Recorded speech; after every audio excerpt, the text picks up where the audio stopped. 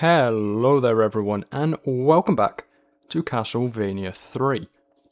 I must say that after a spate of fairly difficult levels, we are actually in for a fairly, I'm not going to say easy time, but compared to what we've gone through recently, a not extraordinarily difficult time here in Stage 8.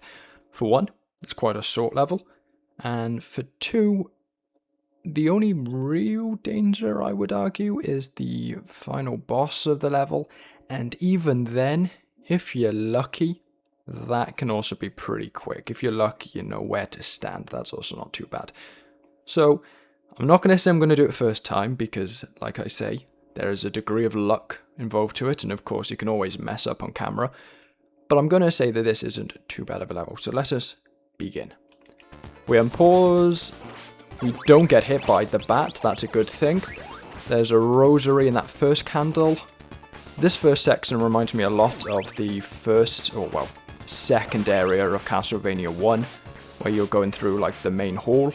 And to confirm, this is the main hall, that is the name of this block, Block 8.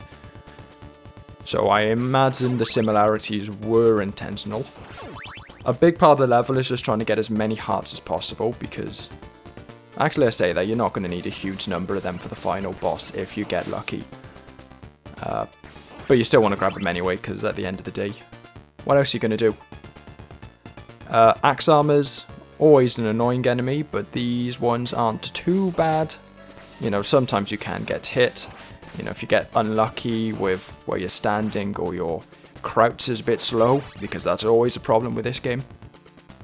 With this, you might look like you're forced to take damage, but the idea is you jump over the spider's attacks, and then remember how far these enemies can attack from. They have a really, really long range on their sword, jab, thrust, whatever you want to call it. So make sure you're further away than you might immediately think you need to be.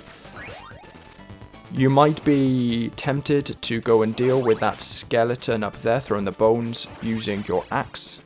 But there's not much of a point, because they'll respawn by the time you get there anyway. You can grab a bit of war meat by there if you're particularly damaged, but of course we have somehow gone through so far entirely unscathed, so it's not a huge priority at the moment. Come down here, attack the slime, grab a big heart there, another thing there.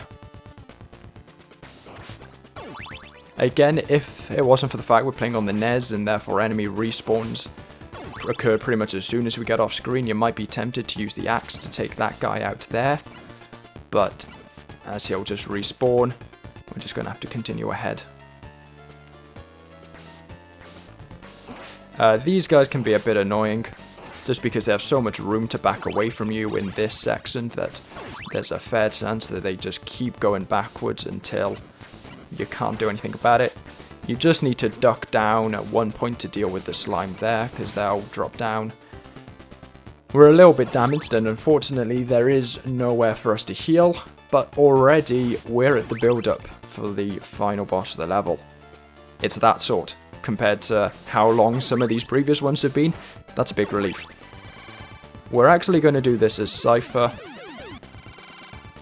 Once again, she comes up after disappearing for the last level. We're going to grab that book, the lightning book, and you can go and grab a load of extra hearts on this section, but there's no point really. We might as well just walk forward. We've got 46 hearts already, and that's way more than we're going to need. You need to make sure you jump over that guy, because else you'll be knocked back into the spikes, but it's not a hard jump. I only got hit once, and even then, I did so in a way that bounced me backwards. Now, here is where the luck comes in. You're just going to be firing lightning out at death. And sometimes it'll kill him, and sometimes it won't. It's as simple as that. Because we died, we are actually going to get Trevor up. Just because we need to make sure that we keep the lightning spell, because it's far and away the best for that fight. So we'll quickly change to Cypher to grab that candle with the lightning in it, and then we'll change back to Trevor, because it means that at the end of the day, all of the sub-weapons in the game are in these candles, every single one of them. we don't need them. So it means that we're basically making sure that if a sub-weapon or a magic spell or whatever would come out of a candle, it doesn't matter. We only need to grab the ones with hearts in them, of which there are plenty. As you can see, already we're back up to about 29. That final one only has a knife, I remember that much, so it doesn't matter whether or not we get that one. And yeah, I'm afraid it's not a particularly satisfying strategy, but it really is just a case of you're going to sit in the corner and you're just going to throw out lightning and hope for the best. You know, hope that you're actually allowed to fire out the spell and you don't just get hit by the scythes. Hope that the lightning actually does home in on death and it doesn't just go for random people. All of these things, you know, it can be a bit of a slog, but it is what it is. And once again, go back to Trevor.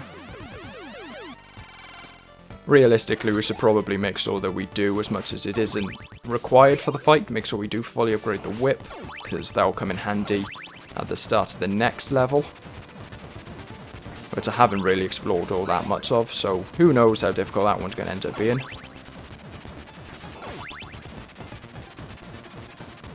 But yeah, again, I am afraid it's really not a satisfying, like, fight, you know. It is just a case of hope that the scythes spawn in a convenient location, hope that your spells actually attack death and they don't just fly around in a circle around you, while the scythes go back and forth. It's, yeah. Like I say, sometimes you get lucky, sometimes you don't. I'm afraid that's just how it is. You know, if we die, the continues are fairly generous, the stage is fairly short. I get the feeling they almost recognise that this is what a lot of people were going to do, just ram into death using this strategy as often as they could until he eventually just got lucky with it. I imagine that's why they made the stage before it so short and easy. Because they knew that, you know, unlike the Ghost Ship where there are, you know, lots of strategies and you do need to get perfect, at the end of the day, with this guy, you're just doing the same thing over and over again. You know, meaning of insanity, hoping that something changes that time. We are getting pretty unlucky. Usually I've always managed to beat him in an attempt. Up to about 3 attempts it's taken me to beat him, so we are actually getting fairly unlucky with how the lightning's moving. Both defensively and offensively.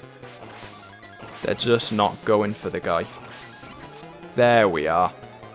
Right, now that he's disappeared, we want to run to the other side of the arena